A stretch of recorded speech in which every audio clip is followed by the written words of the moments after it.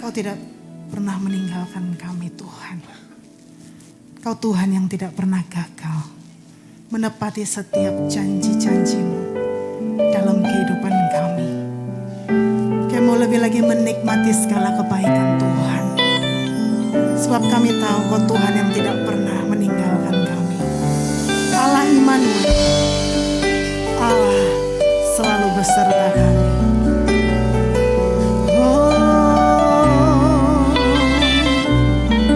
Haleluya. Ajarku mengerti saat jalanmu tak bisa kulihat. Kau tetap setia, ingatkanku lagi, hidupku ada di dalam tangan-Mu, rancangan-Mu Tuhan, indah dan mulia. Tuhan tak pernah gagal, sanggup buktikan janji setia-Mu untuk selamanya. Imanku berkata, Tuhan tak pernah gagal. Mari dengan iman percaya Bapak Ibu Saudara katakan, ajarku mengerti saat jalanmu tak bisa kulihat. Kau tetap setia, ingatkanku lagi, hidupku ada di dalam tangan-Mu, rancangan-Mu Tuhan, indah dan mulia. Mari nyatakan, Tuhan tak pernah gagal, sanggup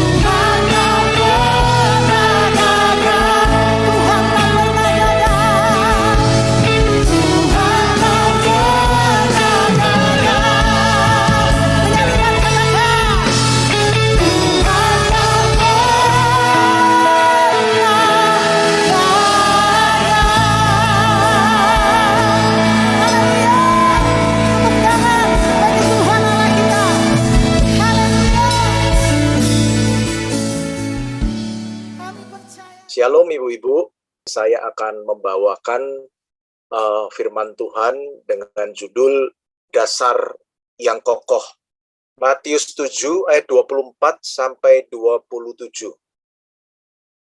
Setiap orang yang mendengar perkataanku ini dan melakukannya, ia sama dengan orang yang bijaksana yang mendirikan rumahnya di atas batu.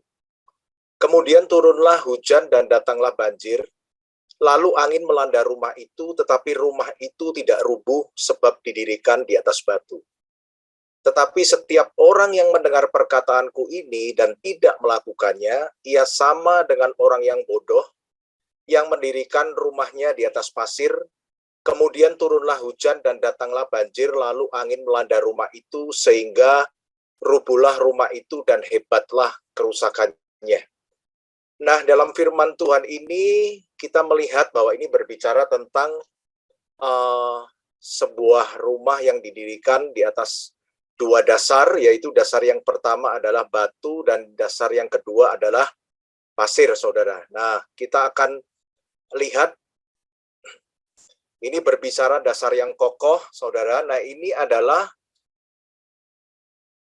rumah yang pertama.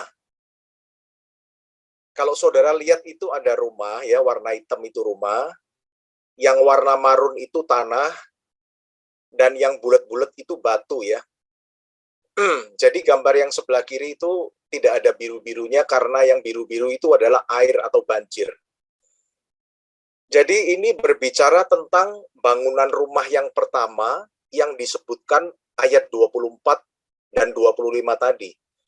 Di mana gambar yang sebelah kiri ya, yang tidak ada airnya itu adalah setiap orang yang mendengar perkataanku ini dan melakukannya, ia sama dengan orang yang bijaksana yang mendirikan rumahnya di atas batu.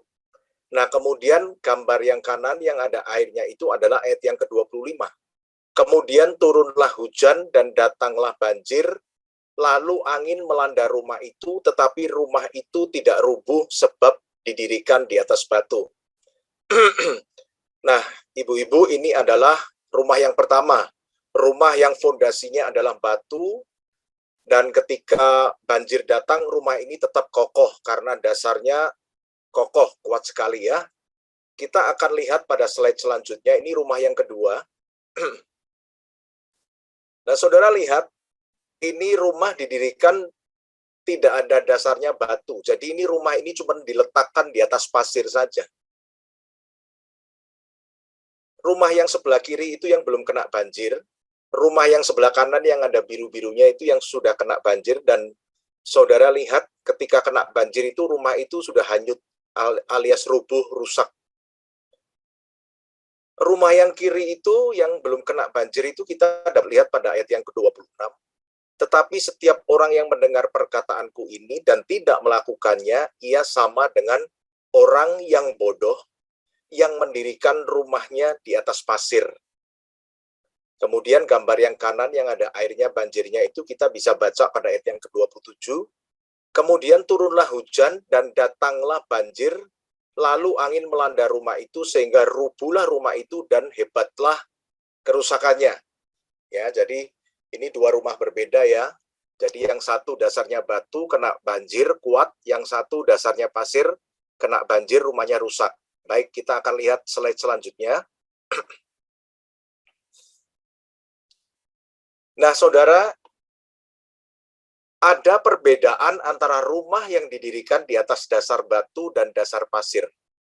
Kalau kita lihat sebelah kiri itu adalah rumah yang didirikan di atas batu, itu memerlukan proses lama. Karena sebuah rumah yang didirikan di atas batu itu kan berarti kita harus gali fondasi dulu. Kemudian kita gali sampai dalam, kemudian kita letakkan batu-batu kalinya, baru kemudian atasnya kita susun menjadi rumah. Itu butuh proses yang lama. Dan akibatnya rumah yang didirikan di atas batu itu, saudara lihat di bawahnya, selain proses lama, dia akan kokoh. Kalau rumah yang didirikan di atas pasir, itu tidak butuh proses lama.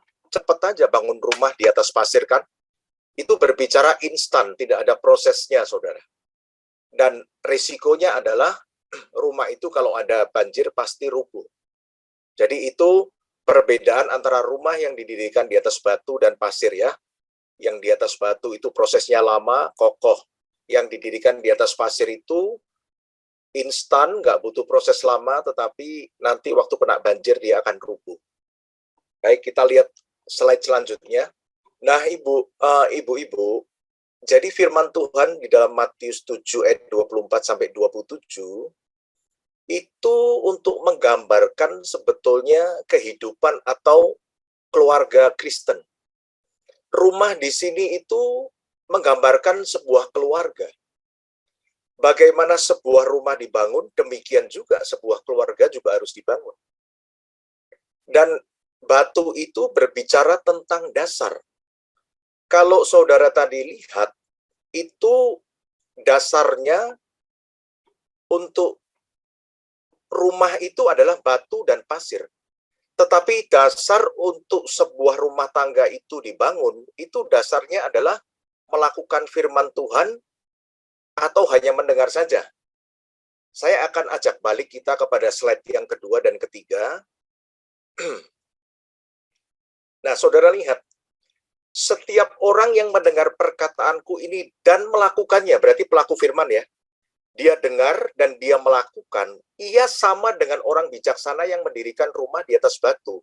Jadi rumah yang didirikan di atas batu, itu untuk menggambarkan rumah tangga Kristen, kehidupan orang Kristen, yang dibangun di atas dasar yang kokoh. Yaitu apa? Menjadi pelaku firman Tuhan. Dan itu dilambangkan dengan batu. Nah, kita lihat pada slide berikutnya. Nah, ini adalah tetapi setiap orang yang mendengar perkataanku ini dan tidak melakukannya, ia sama dengan orang bodoh yang mendirikan rumahnya di atas pasir. Jadi kehidupan atau sebuah keluarga yang dibangun dengan dasar yang tidak kokoh, yaitu pasir, itu menggambarkan keluarga dan kehidupan orang Kristen yang dasarnya adalah mereka itu cuma menjadi pendengar firman. Jadi batu itu dilambangkan dengan pelaku firman, pasir itu dilambangkan hanya dengan pendengar. Baik, kita kepada slide yang selanjutnya terus. Ya. Ya, makanya saudara lihat itu lingkaran biru yang ada batunya itu, dasar buka kurung itu, dasar yang pertama adalah batu, yaitu orang yang melakukan firman, dan pasir yaitu orang yang mendengar firman. Nah, banjir, ibu-ibu, di dalam ayat firman Tuhan ini adalah untuk menggambarkan bahwa di dalam kehidupan dan keluarga kita selalu ada banjir, selalu ada problem, selalu ada bencana. Makanya inilah sebetulnya tujuannya sebuah rumah itu kenapa harus dibangun di atas dasar yang kokoh. Karena untuk antisipasi banjir itu akan datang. Maaf, saya agak batuk. Ibu-ibu, sebuah rumah yang didirikan di atas batu yang kokoh dan sebuah rumah yang didirikan di atas pasir, selama banjir itu tidak datang, maka kedua rumah itu akan baik-baik saja tampaknya. Tetapi nanti saat banjir itu datang, baru akan terlihat mana rumah yang dibangun atau didirikan di atas dasar yang kokoh. Yang didirikan di atas batu, dia tetap kokoh. Tetapi yang didirikan di atas pasir, dia akan rubuh, dia akan rusak. Demikian juga keluarga Kristen. Keluarga Kristen yang dibangun di atas dasar yang kokoh, atau dibangun di atas dasar yang tidak kokoh, itu akan kelihatan baik-baik saja. Akan kelihatan fine-fine saja, selama belum ada banjir, selama belum ada problem. Tetapi nanti ketika banjir itu datang, ketika problem, persoalan, bencana itu datang, baru akan terlihat mana keluarga yang dibangun di atas dasar yang kokoh dan mana yang dibangun di atas dasar yang tidak kokoh. Saudara, kalau saudara lihat misalnya sebuah daerah ya, sebuah daerah itu terkena bencana gempa bumi atau banjir misalnya ya. Ketika saudara amat-amati, maka akan ada beberapa rumah yang keadaannya tidak sama. Ada yang masih kokoh berdiri, bahkan ada yang setengah rusak, atau ada yang rusak sama sekali. Nah, kalau kita melihat hal seperti itu berbicara bahwa semua itu ditentukan dari dasarnya dulu. Bahwa ketika kita membangun sesuatu, baik itu rumah, maupun kehidupan kita, maupun keluarga kita, maupun bisnis kita, itu yang terpenting itu dasarnya dulu. Kalau dasarnya sudah nggak betul, berat, saudara. Nanti ketika banjir persoalan itu datang, maka itu akan jadi problem semua. Nah, sekarang saya akan berbicara kenapa dasar yang kokoh bagi sebuah keluarga Kristen itu adalah menjadi pelaku firman Tuhan. Dan dasar yang rapuh bagi sebuah keluarga Kristen itu adalah hanya mendengar firman Tuhan. Coba saudara bayangkan, kalau kita membangun keluarga kita nih ya, kita ini masing-masing anggota keluarga ini bukan hanya mendengar firman Tuhan, tetapi menjadi pelaku firman Tuhan, ya, maka ketika persoalan di dalam keluarga kita, ada situasi yang nggak bagus, ada problem dalam keluarga kita, sepertinya kita akan bisa menghadapi. Kalau tiap-tiap orang di dalam rumah tangga itu adalah pelaku-pelaku firman Tuhan, orang yang memang sudah terbiasa memaafkan, orang-orang yang sudah biasa tutur katanya lemah lembut, orang-orang yang sudah biasa sabar, orang-orang yang sudah biasa bisa penguasaan diri, orang-orang yang sudah biasa rendah hati. Tiap-tiap orang dalam keluarga itu, baik ibunya, bapaknya, anaknya, adalah orang yang biasa mendahulukan kepentingan orang lain. Persoalan boleh datang ya dalam setiap keluarga, tidak ada keluarga yang tidak akan kena problem, masalah, seperti sebuah rumah tidak ada yang tidak akan kena banjir dan bencana. Tetapi masalahnya adalah ketika masalah dan persoalan itu datang, kita sudah akan bisa menghadapinya dengan bagus, karena dasarnya kokoh. Karena tiap-tiap anggota di dalam rumah tangga itu adalah pelaku firman, ibu-ibu. Jadi no problem. Bahkan persoalan yang berat sekalipun akan bisa diselesaikan dengan baik. Tetapi akan jadi masalah seandainya sebuah keluarga rumah tangga itu dibangun di atas dasar yang tidak kokoh. Yaitu ketika tiap-tiap orang di dalam rumah tangga itu hanya sebagai pendengar firman. Maka ketika ada masalah, ada problem, ada kesulitan, mereka mau memaafkan bingung. Mereka cuma ngerti, oh firman Tuhan, iya ya, kayaknya pernah ada ya berbicara bagaimana kita memaafkan, mengampuni. Tapi problemnya kita itu nggak terbiasa untuk melakukannya. Mengampuni, memaafkan, lembut, rendah hati, penguasaan diri, itu bukan menjadi kebiasaan kita. Hal-hal seperti itu kita cuma dengar pada khotbah-khotbah pendeta. Kita cuma lihat ketika kita membaca firman Tuhan. Dan kita hanya mendengar saja, masuk kiri, keluar kanan, tanpa kita pernah mencoba untuk menjadi pelaku, ibu-ibu. Nah, ini masalahnya di sini. Makanya, ketika dalam keluarga itu, biarpun ya masalah banjir yang datang kecil, ya, bencana yang datang kecil, itu akan jadi besar. Karena mungkin ya, misalnya ada perselisihan karena sesuatu hal, masing-masing tidak bisa menahan emosi, masing-masing saling marah, saling melampiaskan emosi, dan akhirnya berujung yang tidak bagus. Bahkan masalah kecil pun sekalipun bisa berujung pada perceraian. Karena apa? Karena rumah tangga itu dasarnya nggak kokoh. Saya punya sebuah ilustrasi begini.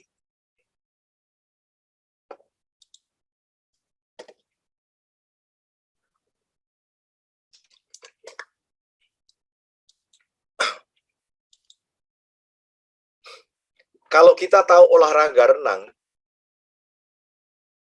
orang itu mau bisa renang itu gampang zaman sekarang. Buka YouTube, lihat tutorialnya, baca-baca aja. Dalam 1 jam orang itu bisa pandai teori tentang renang, ibu-ibu. Mau gaya bebas, gaya lumba-lumba, gaya katak, itu gampang. Karena kita lihat tutorialnya, dan kita lihat YouTube 1 jam aja kira-kira kita sudah mahir. Tetapi problemnya adalah waktu orang itu ada di satu tempat dan dia mengalami banjir bandang misalnya ya, banjir ya. Maka biarpun dia bisa ngerti teori renang dengan baik, ibu-ibu, dia hafal gerakannya bagaimana, kemungkinan besar dia akan mati. Karena dia cuma ngerti caranya berenang bagaimana, tanpa dia pernah praktek. Dia nggak pernah praktek berenang itu bagaimana. Dia selama ini cuma ngerti teori. Dia mati, tenggelam. Tetapi kalau kita, meskipun teori kita nggak bagus, tapi memang kita ini suka berenang. Mungkin kita cuma bisa satu gaya saja, tapi kita memang mencobanya dan kita sering praktek begitu. Maka suatu saat ketika kita menghadapi banjir, kemungkinan kita tidak akan mati tenggelam. Karena apa? Karena kita bisa praktek. Nah, itulah sebabnya maka Tuhan itu minta kita itu memperhatikan dasarnya. Ketika kita membangun sebuah kehidupan, sebuah keluarga, tolong yang lain itu aksesorisnya. Saudara kalau mau bangun rumah, saudara kalau mau bangun ruko nih, gedung tingkat 4, saya suka bicara seperti ini. Saudara mau keramiknya pakai KW3, no problem. Saudara mau cat temboknya pakai yang merek nggak bagus, nggak apa-apa. Saudara perabotnya mau yang sedang-sedang aja nggak apa-apa. Saudara mau kurangin waktu saudara bikin taman nggak apa-apa. Tapi jangan sekali-kali saudara bikin bangunan, itu saudara dasarnya saudara kurang-kurangin materialnya. Saudara pakai yang jelek. Waduh, itu gawat, ibu-ibu.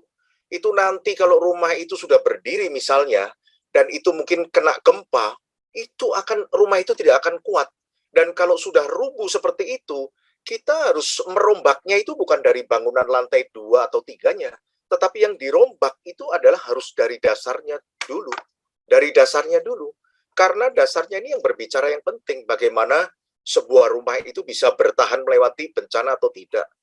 Nah, maksud Tuhan itu juga, kenapa Ia menyuruh kita untuk membangun segala sesuatu, rumah tangga kehidupan kita harus dasarnya dulu yang diperhatikan, untuk antisipasi. Karena Tuhan juga mengerti bahwa tidak ada keluarga atau kehidupan yang tidak mengalami bencana, tidak mengalami persoalan. Saudara lihat, sekarang ini pandemi COVID. Ini banyak sekali keluarga Kristen yang fondasinya tidak kuat, dasarnya tidak kuat. Ini pasti akan hancur.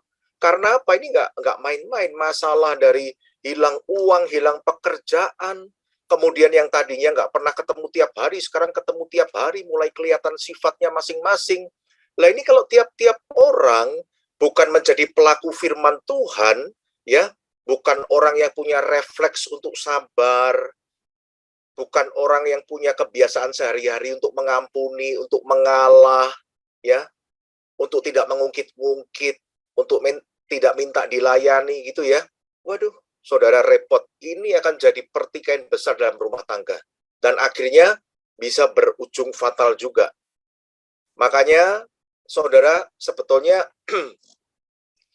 saya suka ngomong sama istri saya bahwa kita ini untung di dalam gereja BES ini untung.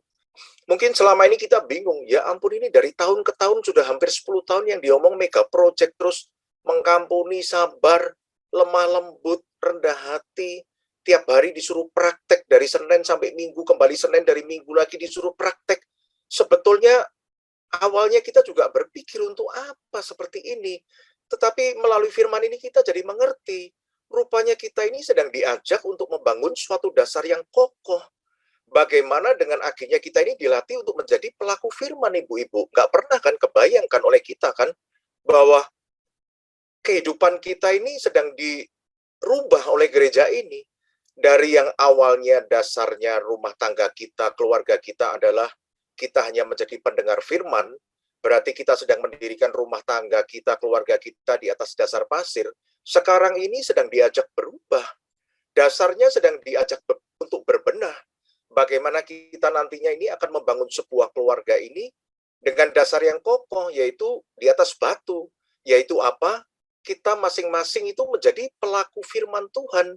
Sehingga ketika persoalan, masalah, bencana datang, itu kita akan bisa hadapi dengan baik. Karena apa? Karena firman Tuhan itu sudah menjadi keseharian kita, sudah menjadi kebiasaan kita.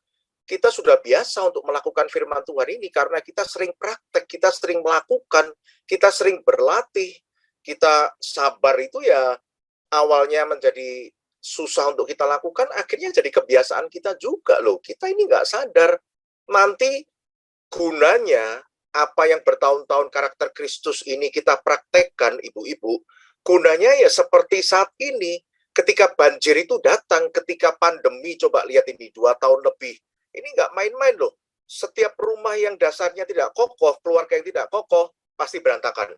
Pasti berantakan. Tetapi saya percaya, hari ini kalau kita sudah terbiasa melakukan firman Tuhan ini, maka setiap masalah yang datang, mungkin pandemi ini adalah masalah yang hebat, tapi bagi kita nggak biasa, nggak masalah. Loh, kita sudah biasa, kita jadi pelaku firman kok. Kita sudah biasa bersyukur untuk segala masalah yang ada. Kita sudah dilatih untuk sering bersuka cita, untuk mengucap syukur, untuk berterima kasih kepada Tuhan, untuk saling mengampuni, untuk saling sabar, untuk tidak gampang tersinggung. Menurut saya, masalah apa yang bisa bikin rumah tangga keluarga kita goncang? Nggak ada. Semua akan bisa diselesaikan dengan baik-baik. Semua akan bisa diselesaikan dengan saling mengalah dan mengampuni, ibu-ibu. Kalau ibu-ibu tahu, olahraga golf, itu kan kelihatannya seperti mengayunkan stick golf dari ujung yang satu ke ujung yang lain kan. Tetapi seorang pegolf profesional, seorang pegolf yang bagus, itu mereka berlatih mengayunkan hal yang sama itu dari kecil sampai mereka menjadi tua loh. Gerakan yang sama loh, saudara. Itu gerakan yang sama, yang dilakukan berjuta-juta kali loh, berulang kali. Bener, kayaknya memang kayak orang bodoh. Apa gunanya? Tetapi gunanya adalah untuk di kemudian hari, gerakan itu menjadi refleks. Menjadi refleks seorang pegolf. Sehingga dalam situasi apapun juga, dia nggak terpengaruh. Gerakannya tetap konstan seperti itu. Saudara kalau tahu orang badminton, itu kalau kita lihat kan mainnya enak ya ibu-ibu ya. Tapi begitu kita yang main kan kita belepotan semua ya. Ya ampun kok susah sekali. Kenapa mereka bisa memainkan dengan begitu bagus? Karena mereka dilatih dari kecil ibu-ibu. Dilatih dari kecil. Mereka melakukan gerakan yang sama itu sampai jutaan kali. Diulang-ulang. Itu satu proses yang tidak gampang. Sehingga gerakan itu menjadi habit, menjadi refleks, menjadi kebiasaan. Makanya tadi di dalam salah satu slide disebutkan perbedaan sebuah rumah yang didirikan di atas dasar yang kokoh dan pasir itu apa? Yang satu perlu proses dan yang satunya instan. Itu perbedaannya. Hari ini banyak sekali kita orang Kristen, kita nggak mau lewatin proses itu untuk menjadikan karakter Kristus itu menjadi kebiasaan kita, menjadi habit kita, menjadi refleks kita. Kita nggak mau. Karena apa? Itu butuh proses. Nggak bisa ibu-ibu doa, Tuhan, besok saya mau jadi sabar ya, terus besok bangun pagi sabar. Itu cuma ada di buku cerita, ibu-ibu. Nggak ada seperti itu. Ketika ibu-ibu mau sabar, itu mesti dilatih.